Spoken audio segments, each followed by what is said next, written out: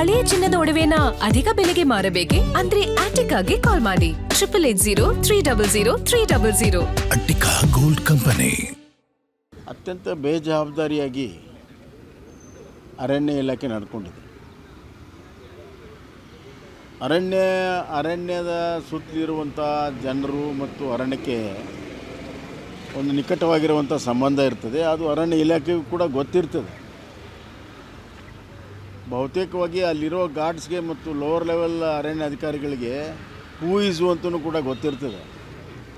ಹೀಗೆಲ್ಲ ಇರುವಾಗ ಆ 3 ಜನರನ್ನ ನೇರವಾಗಿ ಶಾರ್ಟ್ ಡಿಸ್ಟೆನ್ಸಲ್ಲಿ ಶೂಟ್ ಮಾಡಿದರೆ ಅದು ಖಂಡಿತವಾಗೂ ಅವ್ರು ಹೇಳುವಂಥ ಕಾರಣ ಅದು ನಿಜ ಅಲ್ಲ ಅಂತ ಭಾಳ ಸ್ಪಷ್ಟ ಆಗ್ತದೆ. ತನಿಖೆ ಆಗಲೇಬೇಕು ಮತ್ತು ತನಿಖೆ ಲೋವರ್ ಲೆವೆಲ್ದಲ್ಲಿ ಆದರೆ ಆಗೋದಿಲ್ಲ. ಇದಕ್ಕೆ ಇಂಡಿಪೆಂಡೆಂಟ್ ತನಿಖೆ ಆಗಬೇಕು. ಕುಟುಂಬದವರು ನ್ಯಾಯಕ್ಕಾಗಿ ಪ್ರತಿಭಟನೆ ಮಾಡ್ತಾರೆ, ಹೋರಾಟ ಮಾಡ್ತಿದ್ದಾರೆ, ಸ್ಥಳೀಯರು ಪ್ರತಿಭಟನೆ ಮಾಡ್ತಾರೆ. ಹೌದು, ಖಂಡಿತವಾಗೂ. ಯಾಕಂದರೆ ಸ್ಥಳೀಯರಿಗೆಲ್ಲ ಗೊತ್ತಿದೆ, ಮಾಹಿತಿ ಇದೆ. ಈ ಥರದ ಹಲವಾರು ಘಟನೆಗಳು, ಶೂಟ್ ಆಗಲಿರು ಬೇರೆ ಬೇರೆ ಥರ ಘಟನೆಗಳು ಅಲ್ಲಿ ನಿರಂತರವಾಗಿ ನಡೀತಾ ಇರ್ತವೆ. ಹೀಗಾಗಿ ಒಂಥರ ಹ್ಯಾರಾಸ್ಮೆಂಟ್ ಇದೆ ಅಲ್ಲಿ ಲೋಕಲ್ ಜನರಿಗೆ. ಅದೆಲ್ಲವೂ ಕೂಡ ಈಗ ಉಳ್ಬಣಾಗಿ ಫಾರೆಸ್ಟ್ ಅಧಿಕಾರಿಗಳ ವಿರುದ್ಧ ಮತ್ತು ಅವ್ನಿಗೆ ಹೇಳಪ್ಪ ಅವನಿಗೆ ಫಾರೆಸ್ಟ್ ಅಧಿಕಾರಿಗಳ ವಿರುದ್ಧ ಮತ್ತು ಅವ್ರ ಕಚೇರಿಯಲ್ಲಿ ಧ್ವಂಸ ಮಾಡುವಂಥ ಕೆಲಸ ನ್ಯಾಚುರಲಿ ಅದಾಗಿದೆ. ಸರ್ಕಾರ ಎಚ್ಚೆತ್ಕೋಬೇಕು. ಕೂಡಲೇ ಅವ್ರನ್ನ ಎಲ್ಲರನ್ನೂ ಕೂಡ ಸಸ್ಪೆಂಡ್ ಮಾಡಬೇಕು ಮತ್ತು ಇಂಡಿಪೆಂಡೆಂಟ್ ಕೋರ್ಟ್ ಸೂಪರ್ವೈಸ್ಡ್ ಒಂದು ತನಿಖೆ ಆಗಬೇಕು. ಕೋರ್ಟ್ ಸೂಪರ್ವೈಸ್ಡ್ ಒಂದು ಎಷ್ಟೋ ಕಡೆ SIT ಮಾಡ್ತಾರೆ. ಇದಕ್ಕೆ ಯಾಕೆ ಒಂದು SIT ಮಾಡಬಾರ್ದು? ಅದು ಕೋರ್ಟ್ ಮಾನಿಟರ್ಡ್ SIT ಆಗಬೇಕು. ಆ್ಯಂಡ್ ಇಂಡಿಪೆಂಡೆಂಟ್ ತನಿಖೆ ಆದ್ರೆ ಮಾತ್ರ ಸತ್ಯ ಹೊರಗೆ ಬರ್ತದೆ. Otherwise it will be A cold blooded murder. Nice road ಸಾಕಷ್ಟು ಗದ್ದಲ ಆಗ್ತಾ ಇದೆ. ಹೈಕೋರ್ಟ್ ಕೂಡ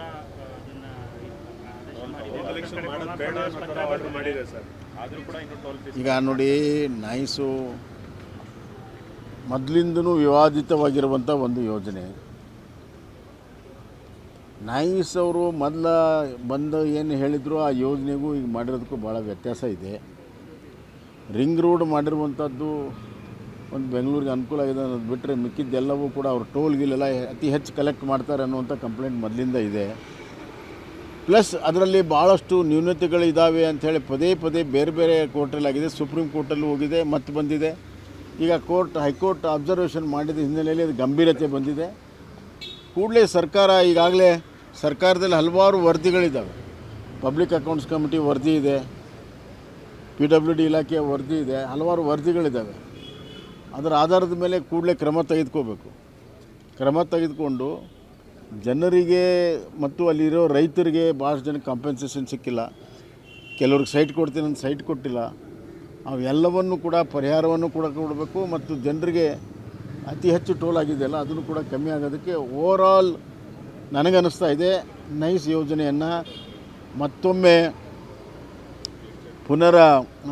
ವಿಮರ್ಶೆ ಮಾಡಿ ಅದನ್ನು ಸಂಪೂರ್ಣವಾಗಿ ತನಿಖೆ ಮಾಡಿ ಸರ್ಕಾರ ಒಂದು ಸರಿಯಾದ ನಿಲುವನ್ನು ತರಬೇಕು ಅಂತ ನನಗನ್ನಿಸ್ತದೆ. They have to relook into the NICE project once again. ಒಂದೇ ಮಾತನ್ನು ಗೀತೆಗೆ ಸೋನಿಯಾ ಗಾಂಧಿ ಅವರು ಅಪಮಾನ ಮಾಡಿದಂಥ ಆರೋಪ ಕೇಳಿ ಬರ್ತಾ ಇದೆ. ಮಂಗಳೂರಿನ ಉರ್ವ ಪೊಲೀಸ್ ಸ್ಟೇಷನಲ್ಲಿ ಕಂಪ್ಲೇಂಟ್ ಫೈಲ್ ಮಾಡಿದ್ದಾರೆ ಸರ್. ಈಗ FIR ಆಗಬೇಕಂತ ಆಗ್ರಹ ಮಾಡ್ತಾ ಇದೆ. ನೋಡಿರಿ, ಅವ್ರ ಮೈಂಡ್ಸೆಟ್ ಗೊತ್ತಿದೆ ನಮಗೆಲ್ಲ. ಆ ಮೈಂಡ್ಸೆಟ್ಟಿನ ಒಂದು ಈ ಥರದ ಬಿಹೇವಿಯರಿಂದ ಹೊರಗಡೆ ಬಂದಿದೆ. ಒಂದೇ ಮಾತ್ರಮ್ಮು 150 ವರ್ಷ ಆಗಿದೆ. ಅದೊಂದು ರಾಷ್ಟ್ರಗೀತೆ. ಈಗ ಸರ್ಕಾರದ ಒಂದು ಕಾನೂನು ಕೂಡ ಆಗಿದೆ. ಎಲ್ಲವೂ ಗೊತ್ತಿದ್ದು ಈ ಥರ ಮಾಡುವಂಥದ್ದು, ರಾಷ್ಟ್ರಗೀತೆಗೆ ಅವಮಾನ ಮಾಡುವಂಥದ್ದು ಭಾಳ ಒಂದು ದೊಡ್ಡ ಅಪರಾಧ. ಅದು ಯಾರೇ ಮಾಡಲಿ ಅದಕ್ಕೆ ಸರಿಯಾದಂಥ ಕ್ರಮ ತೆಗೆದುಕೊಳ್ಳಲೇಬೇಕು.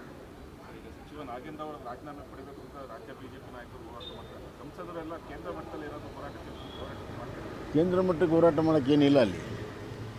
ಈಗ ವಾಲ್ಮೀಕಿ ನಿಗಮ ರಾಜ್ಯ ಸರ್ಕಾರದ್ದು, ರಾಜ್ಯ ಸರ್ಕಾರ ದುಡ್ಡು ಅವ್ಯವಹಾರ ಆಗಿದೆ. ಅದು ಬೇರೆ ಬೇರೆ ಕಡೆ ಇಲ್ಲೀಗಲ್ ಟ್ರಾನ್ಸಾಕ್ಷನ್ ಆಗಿದ್ದಕ್ಕೆ ಇಡಿನೂ ಕೂಡ ಎಂಟ್ರಿ ಆಗಿದೆ. ನಾನು ನಿನ್ನೆ ಎಲ್ಲೇ ನೋಡಿದೆ, ಯಾರೋ ಮಂತ್ರಿಗಳೇನೋ ಹೇಳ್ತಾಯಿದ್ರು SIT ಕ್ಲೀನ್ ಚಿಟ್ ಕೊಟ್ಟಿದೆ ಅಂತ. SIT ಮಾಡಿದ್ದೆ ಕ್ಲೀನ್ ಚಿಟ್ ಕೊಡೋಕ್ಕೆ. SITಗಳ ಮೇಲೆ ಜನ ನಂಬಿಕೆ ಕಳ್ಕೊಂಡು ಬಿಟ್ಟಿದ್ದಾರೆ. ಯಾವಾಗ ಇಂಥ ಪ್ರಕರಣ ಹಾಕವು ಕಾಂಗ್ರೆಸ್ ಸರ್ಕಾರ ಒಂದು ಹೊಸ ಮೆಥಡನ್ನು ಮಾಡಿದೆ, SIT ಮಾಡಿಬಿಡೋದು. ಅದು ತಾತ್ಕಾಲಿಕವಾಗಿ ಅದನ್ನು ಮರುಮಚ್ಚೋದಕ್ಕೆ, ಆಮೇಲೆ ಅದು ಕ್ಲೀನ್ ಚಿಟ್ ಕೊಟ್ಬಿಡೋದು. ಯಾವ ಟ್ರಾನ್ಸಾಕ್ಷನ್ ಮೇಲೆ SIT ಕ್ಲೀನ್ ಚಿಟ್ ಕೊಟ್ಟಿದೆ ಅದೇ ಟ್ರಾನ್ಸಾಕ್ಷನ್ ಮೇಲೆ ಇಡಿ ಚಾರ್ಜ್ ಶೀಟ್ ಹಾಕಿದೆ. ತನಿಖೆ ಅಲ್ಲ, ಚಾರ್ಜ್ ಶೀಟ್ ಆಗಿದೆ. ಚಾರ್ಜ್ ಶೀಟ್ ಆದಂಥ ವ್ಯಕ್ತಿನ ನೀವು ಮಂತ್ರಿ ಮಾಡ್ತೀರಾ? FIR ಇದ್ದಿದ್ದು, ಕಂಪ್ಲೇಂಟ್ ಇರೋದು, ಬೇಲ್ ಮೇಲೆ ಬಂದಿರೋ ವಿಚಾರ ಬೇರೆ. ಅದು ಚಾರ್ಜ್ ಶೀಟ್ ಆಗಿದೆ.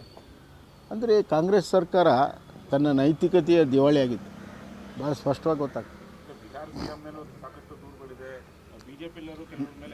ಅಲ್ರಿ, ಈಗ ಹಂಗೆ ನೋಡಿದ್ರಿ ಎಲ್ಲರ ಮೇಲೂ FIR ಇದೆ. FIR ಅಲ್ಲ, ಚಾರ್ಜ್ ಶೀಟ್ ಆಗಿದೆ. ಅಲ್ಲ, ವ್ಯತ್ಯಾಸ ಇರೋದು ಚಾರ್ಜ್ ಶೀಟು. ಅದಕ್ಕೆ ಉತ್ತರ ಕೊಡಲಿ, ಸುಮ್ಮನೆ ತೇಲಿಸಿ ಮಾತಾಡೋದಲ್ಲ. ಬಿಡಪ್ಪ, ಅದಾಯ್ತು. ನಿಮ್ಗೊಂದು ನೋಡೋಣ, ಕೋರ್ಟಿನ ಅಬ್ಸರ್ವೇಷನ್ ಬಗ್ಗೆ ಸರ್ಕಾರ ಏನು ಕ್ರಮ ತೆಗೆದುಕೊಳ್ತಿತ್ತು ಅದ್ರ ಮೇಲೆ ಸಂಘರ್ಷ ಆಗುತ್ತೋ ಇಲ್ಲೋ ಗೊತ್ತಿಲ್ಲ. ಕೋರ್ಟ್ ಆದೇಶನ ಸರ್ಕಾರ ಪಾಲನೆ ಮಾಡಬೇಕು. ಸರಿ, DK ಶಿವಕುಮಾರ್ ಅವರು ಮುಖ್ಯಮಂತ್ರಿ ಆಗಿ ಸುಮಾರು 75 ದಿನ ಆಗ್ತಾ ಬಂತು, ಆದರೂ ಮಹಿಳೆಯರನ್ನ ಯಾರೂ ಸಚಿವ ಸ್ಥಾನ ಕೊಟ್ಟಿಲ್ಲ. ಅದು ಕಾಂಗ್ರೆಸ್ಸು ಮಹಿಳೆಯರ ಬಗ್ಗೆ ಭಾಳ ಮಾತನಾಡುವಂಥ ಕಾಂಗ್ರೆಸ್ಸು ನಿಜವಾದ ಬಣ್ಣ ಬಯಲಾಗಿದೆ. ಇದರಲ್ಲಿ DK ಶಿವಕುಮಾರ್ ಅವರ ನೈತಿಕ ಜವಾಬ್ದಾರಿ, ಅವರ ಮಹಿಳಾ ಸದಸ್ಯರನ್ನು, ಗೌರವಾನ್ವಿತ ಮಹಿಳಾ ಸದಸ್ಯರನ್ನು ಮಂತ್ರಿಮಂಡಲ ತೆಗೆದುಕೊಳ್ಳೋದು ಒಬ್ಬ ಮುಖ್ಯಮಂತ್ರಿಯ ಜವಾಬ್ದಾರಿ. ಅದನ್ನು ಈ ರೀತಿ ಹಗುರವಾಗಿ ತೆಗೆದುಕೊಳ್ಳುವಂಥದ್ದು ಅವ್ರಿಗೆ ಶೋಭೆ ತರೋದು. ಸರ್, ಈಗ ತಮಿಳುನಾಡಿಗೆ ನೀರು ಬಿಡಬಾರ್ದು ಅಂತೇಳಿ ಕೋರ್ಟ್ಗೆ ಅಪೀಲ್ ಹೋಗಿದ್ದಾರೆ, ಆದರೂ ಕೂಡ ನಿನ್ನೆ 10 ದಿನಗಳಿಂದ ನೀರು ಬಿಟ್ಟಿದ್ದಾರೆ ಅಂತ ಆರೋಪವನ್ನು ರೈತರು ಮಾಡ್ತಾ ಇದ್ದಾರೆ. ನೋಡಿ, ನಮ್ಮದು ವಿಚಾರ ಇಷ್ಟೇ. ವಯನಾಡಿನಲ್ಲಿ ಮಳೆ ಆದಾಗ ಕಬಿನಿ ತುಂಬಿ ಹರಿದು ಹೋಗುವಾಗ ಅದು ಯಾರೂ ನಿಲ್ಸೋಕ್ಕೆ ಸಾಧ್ಯ ಇಲ್ಲ. ಆದರೆ KRS ಇನ್ನೂ ತುಂಬಿಲ್ಲ. KRS ನಮಗೆ ವಾಟರ್ ಗ್ರಿಡ್, ಅದು ನಮ್ಮ ಕುಡಿಯೋ ನೀರಿಗೆ ಮತ್ತು ಒಕ್ಕಲ್ತನಕ್ಕೆ, ಬೆಂಗಳೂರು ಕುಡಿಯೋ ನೀರಿಗೆ KRS ಇಂಪಾರ್ಟೆಂಟು. ಸೊ KRSನಿಂದ ಯಾವುದೇ ಕಾರಣಕ್ಕೆ ನೀರು ಬಿಡಬಾರ್ದು, ಅದು ಬಹಳ ಮುಖ್ಯ. ಅದು ಬಿಡುವಂಥ ಕೆಲಸ ಮಾಡಿದರೆ ಅಕ್ಷಮ್ಯ ಅಪರಾಧ.